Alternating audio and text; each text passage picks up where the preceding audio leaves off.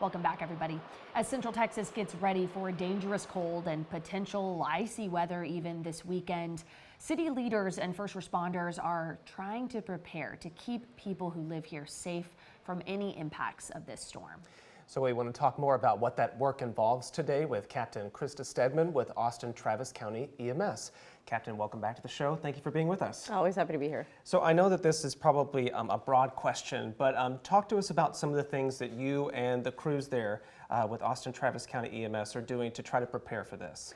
Yeah, so before we have any potential winter weather, we do a whole bunch of things to prepare. We go through our fleet, we make sure that all the ambulances have all their preventative maintenance done ahead of time.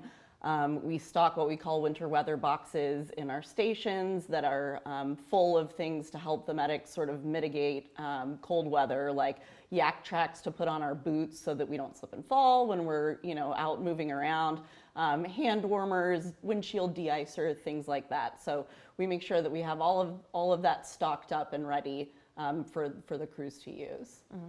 We just heard from state leaders a few minutes ago about how they know that there will be people who get out and get stuck or get in some kind of accident across the state. It's almost a given, unfortunately. We wish we could just keep everybody home and safe. For sure. But talk to us about what it's like for crews who are trying to get to those people to perform rescues or get them the help they need. How does the potential ice on the roadway impact response times? It's definitely a complicating factor, right? I mean, we're also in moving vehicles and we're not immune to ice on the road. So, during Uri, we had so many ambulances get stuck in the ice and the snow. One of the things that we did then and that we have now done every time we have an event like this is we put on a bunch of extra sort of rescue crews in 4x4 vehicles so that they can respond to go basically unstick an ambulance that might get stuck, off the side of the roadway because of ice. But one of the things that we want to encourage people to do if they have to travel and if they end up getting in a collision, if you're on an icy roadway and you get in a collision, your car is the safest place to be. People need to stay in their cars with their seat belts buckled. If you get out and you move around, you risk falling and you risk the next person sliding down the highway crashing into you. So unless it's on fire or completely unsafe, we want people to stay in their vehicles. Yeah, good advice too. We've heard from a number of state leaders today even that carbon monoxide and even space heaters are presenting potential safety hazards for people out there.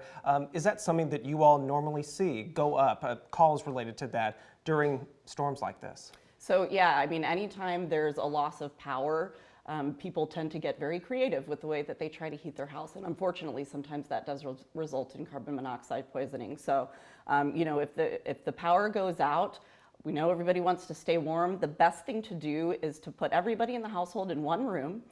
Make sure that you're dressing in lots of layers, warm blankets, but we don't want people using things like generators inside or bringing their grills inside or using their ovens or stove to heat their house. All of that can result in carbon monoxide poisoning.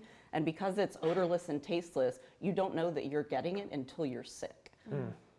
Talk to us a bit more about other risks that people may just not think about during the kind of extreme cold that we're bracing for.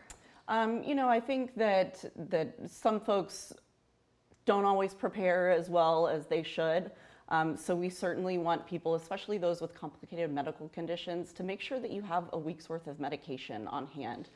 If you rely on any sort of medical device like a ventilator or oxygen or anything, make sure you have extra oxygen tanks, make sure you have extra batteries, just in case the power does go out.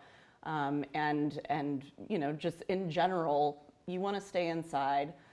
You want to dress in warm clothing if you have to go outside, hat, scarf, gloves, good footwear. When there's ice out there, it's really easy to slip and fall. And if you slip and fall on the ice in the driveway, not only could you potentially break a hip or something, but you could also get hypothermic, and that can end up being really serious. Yeah, not being able to move once you're down on the ground. Yep. Well, we want to wish you and all the crews there from Austin-Travis County EMS much luck in the storm, and hopefully it's not too crazy of a situation for you all, but I know you're prepared in the event that it might. So Captain Stedman, thank you again for joining us.